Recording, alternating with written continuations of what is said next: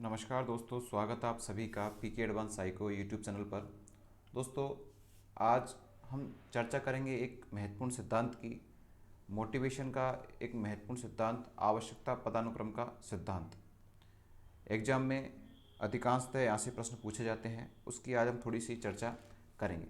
दोस्तों, ये क्लास आपके लिए डेली होती है। आप अभी तक क्लास से नहीं जुड़े हैं तो चैनल को सब्सक्राइब करके क्लास से जुड़ सकते हैं और मनोविज्ञान टीचिंग मेथड पढ़ने के लिए आप इस चैनल को ज्वाइन करें। दोस्तों, स्टार्ट करते हैं। सिद्धांत का हमारा नाम है आवश्यकता पदानुक्रम का सिद्धांत।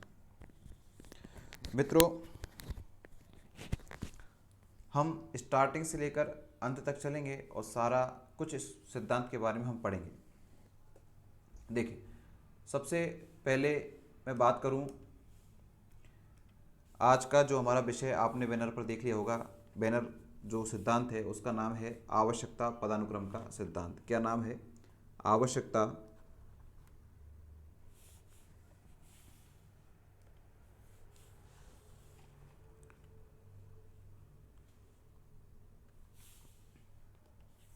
सिद्धांत का नाम है मित्रों आवश्यकता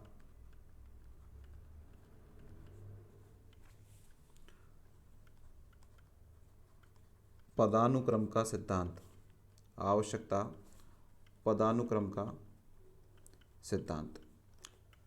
मित्रों, ये सिद्धांत हम अधिकांशतः अभिप्रेरणा जो टॉपिक है उसमें पढ़ते हैं और अभिप्रेरणा के टॉपिक को मैं कंप्लीट करा चुका हूँ और इसकी आज हम चर्चा कर रहे हैं। देखिए, इस सिद्धांत के कुछ मित्रों नाम हैं, अन्य नाम भी हैं इस सिद्धांत के, तो मैं यहाँ पर लिख देता हूँ। इस सिद्धांत के अन्य नामों की हम चर्चा करें क्योंकि नाम आपके एग्जाम में कोई सा भी पूछा जा सकता है। कौन कौन से इसके नाम हैं? तो मित्रों, आप सभी को पता है इस सिद्धांत को मानवतावादी, इस सिद्धांत को क्या मानवतावादी सिद्धांत भी कहा जाता है। क्या कहा जाता है इसे? मानवतावादी सिद्धांत भी इसे कहा जाता है। इसे मित्रों आत्मसिद्धि का सिद्धांत भी कहा जाता है। इसे आत्मसिद्धि का सिद्धांत भी, आत्मसिद्धि का सिद्धांत भी इसे कहा जाता है। मित्रों, इसका एक और नाम है स्व यथार्थीकरण का सिद्धांत। इसे मित्रों कौन से नाम से भी जाना जाता है? स्व यथार्थीकरण, स्व यथार्थीकरण का सिद्धांत भी इसे कहा जाता है। मित्रों, इसे एक नाम से और जाना जाता है अभिप्रेरणा के मांग का सिद्धांत। इसे कहा जाता है अभिप्रेरणा के मांग का सिद्धांत, अभिप्रेरणा के मांग का सिद्धांत।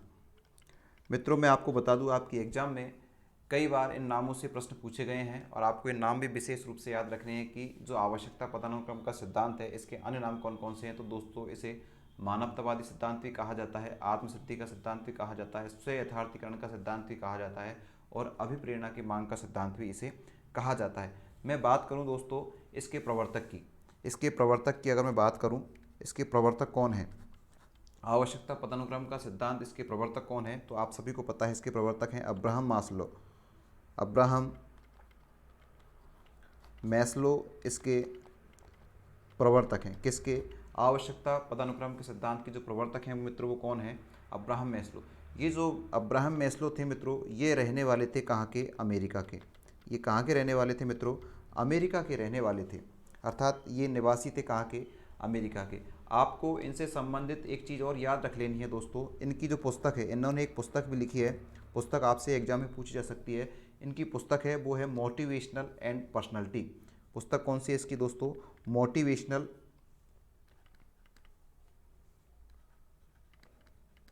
Motivational and personality.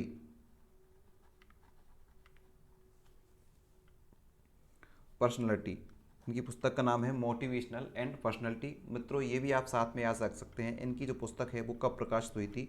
1954 में इनकी जो पुस्तक है वो प्रकाशित हुई थी। मित्रों, कुछ चीज़ें और हम यहाँ पर देख सकते हैं। मित्रों, ये जो सिद्धांत था आवश्यकता पदानुक्रम का सिद्धांत, ये जो सिद्धांत दिया गया था मित्रों, ये सिद्धांत दिया गया था 1954 में। इस सिद्धांत को दिया गया था और इनकी 1954 में ही मोटिवेशनल एंड पर्सनैलिटी पुस्तक आई थी। किसकी? अब्राहम मैस्लो की। आपसे एक चीज़ और पूछी जा सकती है यहाँ पर कि मानवतावादी मनोवैज्ञानिक कौन से हैं। जैसे इसका नाम है मानवतावादी सिद्धांत, तो मानवतावादी मनोवैज्ञानिक कौन कौन से हैं, तो वो मैं आपको बता देता हूँ। मानवतावादी मानवतावादी मनोवैज्ञानिक मानवतावादी मनोवैज्ञानिक कौन कौन से हैं, तो मैं आपको बताऊं दोस्तों। आपको पूछा जा सकता है अब्राहम मैस्लो कौन से मनोवैज्ञानिक थे, तो आपको ध्यान रखना है अब्राहम मैस्लो मानवतावादी थे। साथ में आपको एक नाम और रखना है याद, कार्ल रोजर्स। कौन सा नाम याद रखना है आपको, कार्ल रोजर्स को आपको विशेष रूप से ध्यान रखना है। कार्ल रोजर्स इनके सहयोगी थे। कार्ल रोजर्स, क्या कार्ल रोजर्स भी इनके सहयोगी थे। तो ये आपको याद रखना है, एक तो अब्राहम मैस्लो और एक कौन, कार्ल रोजर्स, इनके क्या थे, सहयोगी थे। मित्रों कुछ चीज़ें और हम देख लेते हैं यहाँ पर।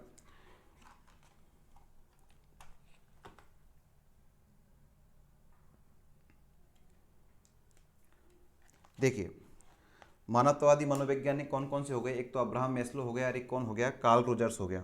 कार्ल रोजर्स हो गया। हम चर्चा करें कि ये जो अब्राहम मैस्लो हैं, इन्होंने मित्रों आपको मैं बता दूं कि जो अभिप्रेरणा होती है उसमें सबसे पहले इन्होंने बताया कि अभिप्रेरणा के लिए क्या होना आवश्यक है। अभिप्रेरणा आपको तभी मिलेगी जब आपके पास क्या होगी मित्रों, आवश्यकता होगी। आपके पास क्या होगी, आवश्यकता। अगर आपके पास नहीं है तो आपको मोटिवेशन नहीं मिल सकता, अर्थात आप कोई कार्य को नहीं कर सकते। इसलिए ज़रूरी क्या है कि सबसे पहले क्या हो, आवश्यकता हो। इसलिए आवश्यकता हमें होगी और आवश्यकता के फलस्वरूप ही हम क्या करेंगे, कोई कार्य करेंगे। आवश्यकता के फलस्वरूप ही हम क्या करेंगे, कार्य करेंगे। और कार्य क्यों कर रहे हैं, क्योंकि ये जो आवश्यकता है ये हमें क्या प्रदान कर रही है, अभिप्रेरणा प्रदान करती है। इसलिए इस टॉपिक को हम कहाँ पर पढ़ते हैं, अभिप्रेरणा के विषय के अंतर्गत ही इस टॉपिक को हम पढ़ते हैं। तो इन्होंने बताया कि जो मानव है उसके लिए 5 प्रकार की आवश्यकताएं महत्वपूर्ण हैं। मानव है उसके लिए कितने प्रकार की आवश्यकताएं महत्वपूर्ण है मित्रों, 5 प्रकार की आवश्यकताएं महत्वपूर्ण हैं। और वो 5 प्रकार की आवश्यकताएं आपसे अधिकांशतः एग्जाम में पूछी जाती है कि वो 5 प्रकार की जो आवश्यकताएं हैं वो कौन कौन सी हैं। तो मैं आपको बता दूं वो 5 प्रकार की जो आवश्यकताएं हैं,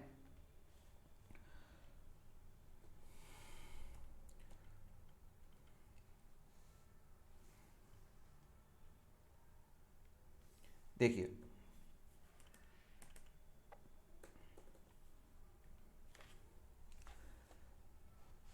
यहाँ अभी आपको कितना सा याद रखना है, एक तो आपके इसको अन्य नामों को याद रख लेना है कि इसके अन्य नाम कौन कौन से हैं। तो आपको याद रखना है, मैं आपको एक बार रिपीटिशन कर देता हूँ। एक तो मानवतावादी है, एक आत्मसिद्धि का सिद्धांत है, एक स्वयथार्थीकरण का सिद्धांत है, और एक जो नाम है अभिप्रेरणा की मांग का सिद्धांत है। अब्राहम मैस्लो इसके प्रवर्तक हैं, जो कहाँ के रहने वाले थे, अमेरिका के रहने वाले थे। पुस्तक आपको इनकी विशेष रूप से याद रखनी है, मोटिवेशनल एंड पर्सनैलिटी, जो कब प्रकाशित हुई थी 1954 में। साथ में 1954 को आपको यहाँ भी याद रखना है कि 1954 में और क्या हुआ था।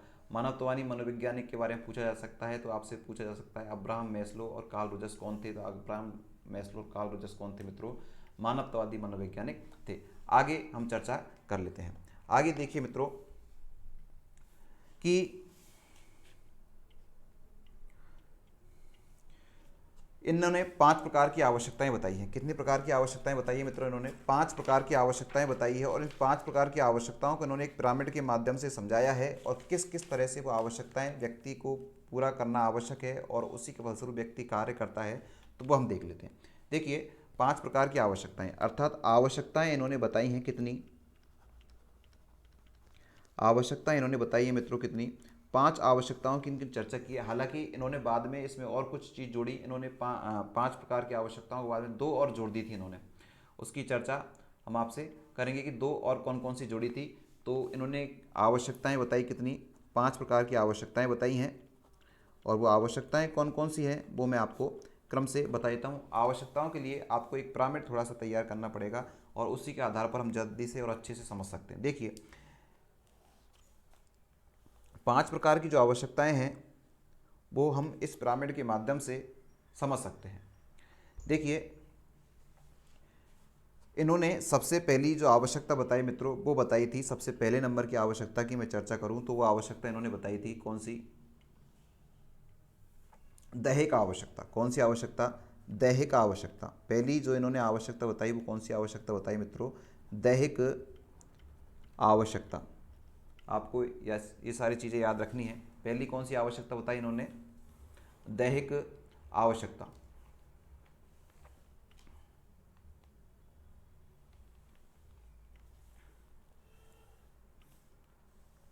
पहली आवश्यकता कौन सी है? दैहिक आवश्यकता। दैहिक आवश्यकता, सारी चीज़ों को बहुत डिटेल में हम पढ़ने वाले हैं। दूसरी इन्होंने जो आवश्यकता बताई दोस्तों, वो एक मिनट, थोड़ी सी समस्याएं शायद हो रही हैं, एक बार हम देख लेते हैं। पुनः एक बार मैं आपको बनाता हूँ इसको। ये एक पिरामिड, और इस पिरामिड में उन्होंने पहली जो आवश्यकता बताई थी वो मित्रों कौन सी बताई थी? दैहिक आवश्यकता। दैहिक आवश्यकता, ठीक। दूसरी जो इन्होंने आवश्यकता बताई थी मित्रों, दूसरी आवश्यकता इन्होंने बताई थी सुरक्षा की आवश्यकता। कौन सी आवश्यकता? सुरक्षा की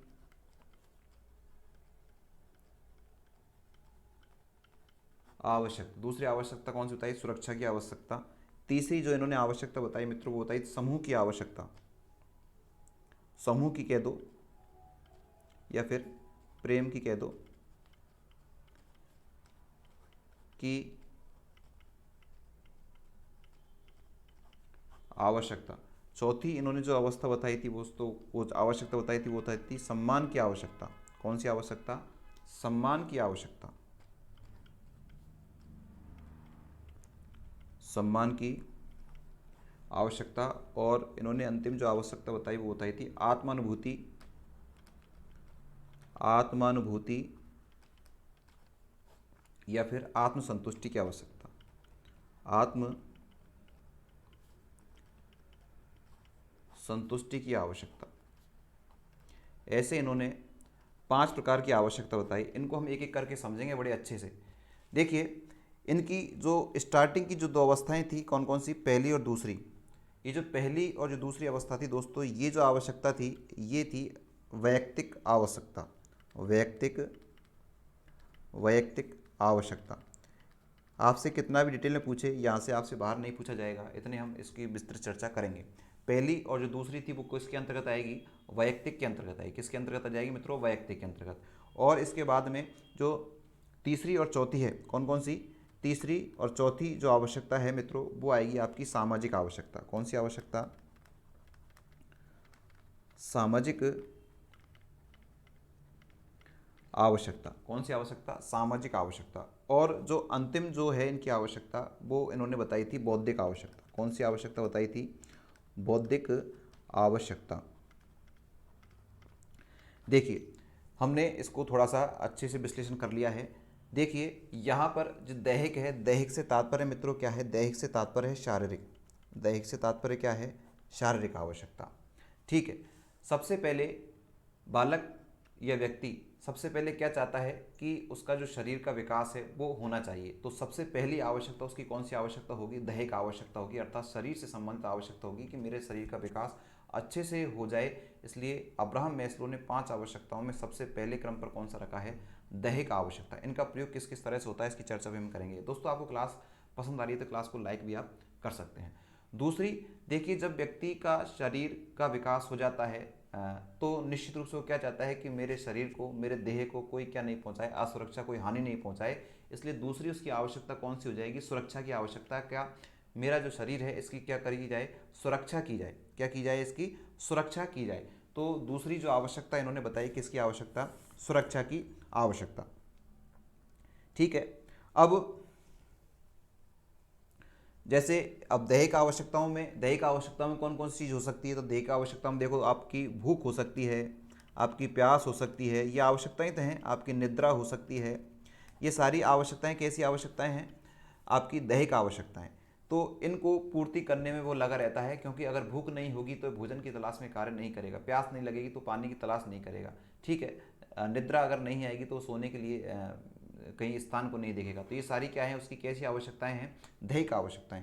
दूसरी मैंने आपको बताई थी कौन सी आवश्यकता? सुरक्षा की आवश्यकता। अर्थात जब उसकी ये सारी चीज़ कंप्लीट हो चुकी है तब वो सोचेगा ये मुझे सारी चीज़ कंप्लीट रूप से परमानेंट या फिर एक व्यवस्थित रूप में मुझे मिले, तो उसकी दूसरी आवश्यकता किसकी हो जाती है कि मुझे मेरी क्या हो, सुरक्षा हो, मेरी क्या हो, सुरक्षा हो। तो वो क्या करने लग जाता है मित्रों, इसमें सुरक्षाओं के प्रबंध करने लग जाता है। किसके प्रबंध करने लग जाता है, सुरक्षा के प्रबंध करने लग जाता है। जैसे वो पैसा एकत्रित करने लग जाता है, क्या करने लग जाता है, पैसा एकत्रित करने लग जाता है, जमीन जायदाद वो खरीदने लग जाता है। ऐसी वो क्यों करता है, क्योंकि ये जो पूर्ति है, दैहिक आवश्यकता है, उसके लिए क्या आवश्यक है, सुरक्षा। और सुरक्षा किसके कारण होगी, पैसा, जमीन जायदाद अगर ये उसके पास होगा तो उसे अच्छा भोजन मिल जाएगा, अच्छा उसका रहन सहन हो जाएगा, सारी कुछ चीज़ें उसकी अच्छी हो जाएंगी। इसलिए दूसरी आवश्यकता कौन सी आवश्यकता है, सुरक्षा की आवश्यकता। पहली दैहिक, दूसरी कौन सी है, सुरक्षा की आवश्यकता। अब देखिए उसको सुरक्षा मिल गई, सुरक्षा मिल गई। अब सुरक्षा मिल गई तो वो धीरे धीरे धीरे अपने जो व्यवहार है, अपना जो संबंध है वो बढ़ाने लगेगा। और कैसे रहने लगेगा मित्रों, समूह में रहने लगेगा।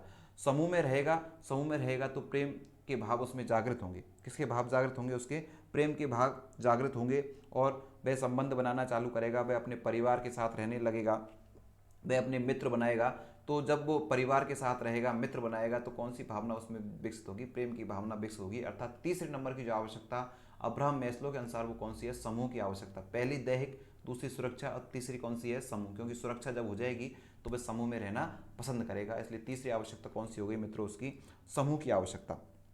अब जब समूह में रह जाएगा, आप देखो कि मान लीजिए आप 5 लोग हो, 5 लोग हो, पांचों में से आप ये चाहते हो कि यार सभी लोग मेरा क्या करें भाई, सम्मान करें, सभी लोग मेरा क्या करें, सम्मान करें। सम्मान कब मिलेगा, जब आप कोई ऐसा अच्छा कार्य करेंगे। तो सम्मान की आवश्यकता चौथे नंबर पर रखी गई है, क्योंकि सम्मान जब व्यक्ति करेगा, सम्मान की उसकी आवश्यकता होगी, तो सम्मान के लिए वो उसी प्रकार के कार्य करेगा। मैं आपसे कह रहा हूँ कि ये सारे जो आवश्यकताएं वो किसके लिए द्योतक हैं, वो अभिप्रेरणा, मोटिवेशन के लिए द्योतक है। तो जब वो सम्मान चाहने की इच्छा रखेगा तो सम्मान चाहने के लिए वो अच्छे कार्य करेगा। तो चौथी आवश्यकता समूह के में वो क्या चाहता है, समूह की आवश्यकता। और जो समूह जब उसका बन जाएगा तो समूह चाहता है कि समूह में मेरा क्या हो भाई, सम्मान हो, सभी लोग मेरी इज्जत करें, सभी लोग मुझे अच्छे से रहें, सभी लोगों का मैं नेतृत्व करूं, ऐसी इच्छा उसके अंदर आ जाती है। और उसी इच्छा के अनुसार वो क्या करने लग जाता है, कार्य करने लग जाता है। तो चौथी उसकी जो आवश्यकता है वो कौन सी आवश्यकता है मित्रों, सम्मान की आवश्यकता। पांचवी में उसकी आवश्यकता की बात करूं, कौन सी है, आत्मानुभूति। किसकी, आत्मानुभूति या आत्मसंतुष्टि की। ये सारी चीज़ें कंप्लीट हो जाती हैं, ये सारी चीज़ें कंप्लीट हो जाती है तो अंत में व्यक्ति क्या चाहता है कि मैंने जो अपने जीवन में जो कार्य किया है उसमें मैं संतुष्ट हूँ या नहीं हूँ। अपनी क्या करता है, वो आत्मानुभूति करता है, अनुभव करता है कि मैंने जो कार्य किए हैं वो सही प्रकार से हुए या नहीं हुए, लोगों ने मेरे सम्मान किया है या नहीं किया है, मैंने अपने जीवन में कुछ हासिल किया है या नहीं किया है। ऐसा सोचकर वो क्या करना चाहता है, आत्मसंतुष्टि चाहता है। जो आत्मसंतुष्टि की उसकी आवश्यकता होगी, अगर उसे आत्मसंतुष्टि नहीं मिल रही है तो उस आत्मसंतुष्टि को प्राप्त करने के लिए वो क्या करेगा मित्रों, कार्य करेगा। क्या करेगा, कार्य करेगा। तो ये सारी चीज़ें किसके अंतर्गत आती हैं, ये मैस्लो ने बताया है कि 5 प्रकार की आवश्यकता होती है। उन आवश्यकताओं की फलस्वरूप व्यक्ति अपने कार्य को अंजाम देता है। तो पहली आवश्यकता मित्रों कौन सी, दैहिक, दूसरी सुरक्षा की आवश्यकता, तीसरी समूह की आवश्यकता, चौथी सम्मान की आवश्यकता, और अंतिम अवस्था कौन सी, आत्मानुभूति की आवश्यकता। ये थोड़ा सा इन्होंने बताया, किसने, अब्राहम मैस्लो ने। कौन से सिद्धांत है अपने मानवतावादी सिद्धांत में या आवश्यकता पदानुक्रम के सिद्धांत में। दोस्तों ये जो सिद्धांत है, ये जो सिद्धांत है ये बल देता है किस पर, ये बल देता है व्यक्ति के आत्मसम्मान पर, आत्मसम्मान पर बल। इसके कुछ लाभ हैं, वो लाभ मैं आपको बता देता हूँ। ये किस पर बल देता है, व्यक्ति के आत्मसम्मान पर बल देता है। किस पर बल देता है, आत्मसम्मान पर। ये जो पहली आवश्यकता थी वैयक्तिक, देखो दैहिक और सुरक्षा ये कैसी आवश्यकता थी, वैयक्तिक, अर्थात व्यक्ति पर्सनल इस चीज़ को चाहता है। दूसरा सामाजिक अवस्था, समूह में रहना और सम्मान प्राप्त कब होगा, जब वो समाज में रहेगा। तो दूसरी आवश्यकता किस नाम से जानी जाती है, सामाजिक। सॉरी, तीसरी और चौथी, तीसरी और चौथी किस नाम से, सामाजिक। और ये अंतिम और सर्वश्रेष्ठ, ये सर्वश्रेष्ठ भी है। कौन सी अवस्था है ये, सर्वश्रेष्ठ अवस्था कौन सी है, आत्मानुभूति की। तो इसका पूरा जो स्टेप चला है, जो नंबरिंग चली है, वो अंतिम इसको प्राप्त करने के लिए चली है, आत्मसंतुष्टि को प्राप्त करने के लिए चली है। और इसे ही क्या बताया अब्राहम मैस्लो ने, सर्वश्रेष्ठ बताया है। तो इसमें आत्मसम्मान पर बल दिया गया है, कौन सिद्धांत में, अब्राहम मैस्लो के मानवतावादी आवश्यकता पदानुक्रम के सिद्धांत में। देखिए दूसरा जो इसका मुख्य लाभ है कि यहाँ जो आत्मसम्मान होगा, तो इसमें जैसे अपन कक्षा की बात करें तो कक्षा में क्या होता है, जो शिक्षक होता है, शिक्षक सभी विद्यार्थियों के नाम जाने तो बहुत अच्छा होता है। जब शिक्षक किसी विद्यार्थी का नाम उसके नाम से पुकारे कि राहुल आप बताइए, या किसी का भी नाम वो लेकर राजेश आप बताइए, सोहन आप बताइए, मोहन आप बताइए, ऐसा जब बालक, जो शिक्षक संबोधन करता है बालक के लिए, तो बालक को एक मोटिवेशन मिलता है कि जो शिक्षक है उनकी नज़रों में मैं हूँ, वो मेरे नाम जानते, तो एक पुनर्बलन उन्हें प्राप्त होता है। तो ये सिद्धांत का जो मुख्य प्रयोजन है वो यही है कि जो शिक्षक है वो बालक को अपने उसके नाम से पुकारे। बालक को क्या, बालक को नाम से पुकारे, बालक को किससे पुकारे, नाम से पुकारे, जिससे उसे मोटिवेशन मिलेगा और वो अच्छे कार्य करने के लिए आगे अग्रसर होगा। पुकारने का कार्य इससे होगा। और सबसे महत्वपूर्ण चीज़, इसका निष्कर्ष अगर मैं कहूँ तो कोई अतिशयोक्ति नहीं होगी। इस सिद्धांत का जो निष्कर्ष है वो मैं आपको बता दूँ। इस सिद्धांत का निष्कर्ष ही ये है कि शिक्षण जो कार्य किया कराया जाए, अर्थात शिक्षण कार्य, मैं लिख देता हूँ यहाँ पर, शिक्षण कार्य बालकों की, शिक्षण कार्य बालकों की आवश्यकता को जानकर ही किया जाए। शिक्षण कार्य बालकों की आवश्यकता को जानकर ही क्या किया जाए भाई, किया जाए। अर्थात जब तक शिक्षक बालक की आवश्यकता को नहीं जानेगा, उसकी समस्या को, अर्थात बालक चाहता क्या है, बालक की इच्छा क्या है, अगर ऐसा शिक्षक जान लेगा फिर उसको शिक्षण कार्य कराएगा तो निश्चित रूप से उस शिक्षण कार्य उसका कैसा होगा, उचित होगा। तो इसके माध्यम से कि बालक को किसकी आवश्यकता है, दैहिक सुरक्षा, समूह सम्मान, आत्मानुभूति किसकी आवश्यकता है, उसके अनुसार क्या कराना चाहिए भाई, उसके अनुसार शिक्षण कराना चाहिए। अगर इस प्रकार शिक्षण होगा तो शिक्षण प्रक्रिया सही होगी और बालक अच्छे से अधिगम कर लेगा और उसे धीरे धीरे जैसे जैसे आगे बढ़ता जाएगा उसे क्या मिलता जाएगा, मोटिवेशन मिलता जाएगा। तो मित्रों, यहाँ पर मूल चीज़ आपसे एग्जाम में प्रश्न पूछा जाता है वो क्या पूछा जाता है, इनसे संबंधित आपसे प्रश्न पूछा जाता है कि आपसे क्रम भी पूछा जा सकता है कि मैस्लो ने तीसरे नंबर पर कौन सी आवश्यकता को रखा है, पाँचवें नंबर पर कौन सी आवश्यकता रखता है, सबसे लोअर लेवल पर कौन सी नीड है, सबसे अपर लेवल पर कौन सी नीड है, या फिर चौथे नंबर पर कौन सी है। निष्कर्ष इसका पूछा जा सकता है कि बालक की आवश्यकताओं को जानकर उसको शिक्षण कार्य कराया जाता है, कौन से सिद्धांत के अंतर्गत होता है। मानवतावादी सिद्धांत के जो समर्थक है वो कौन है ना, उनके सहयोगी कौन है, इन्होंने कौन सी पुस्तक लिखी है, कब लिखी है, सिद्धांत कब दिया गया है, इस तरह के सारे प्रश्न आपसे पूछे जा सकते हैं। तो मित्रों, ये हमने आज देखा संपूर्ण अच्छे से विश्लेषणात्मक रूप से कौन सा सिद्धांत, आवश्यकता पदानुक्रम का सिद्धांत। मैं जहाँ तक समझता हूँ आपको ये समझ में आया होगा। अगर आपकी कोई क्वेरीज है, कोई आपको प्रश्न पूछना है तो आप हमसे नीचे कमेंट्स बॉक्स में कमेंट्स करके आप हमसे इससे संबंधित प्रश्न पूछ सकते हैं। तो आज के लिए मित्रों इतना ही। क्लास अच्छी लगी तो आपको लाइक करें, अगर आपने चैनल को अब तक सब्सक्राइब नहीं किया तो चैनल को सब्सक्राइब करें और नीचे अपने व्यूज़ ज़रूर दें कमेंट्स के माध्यम से कि आपको क्लास कैसी लगी। आप सभी ने क्लास को देखा, आप सभी का बहुत बहुत धन्यवाद। Thank you, bye bye.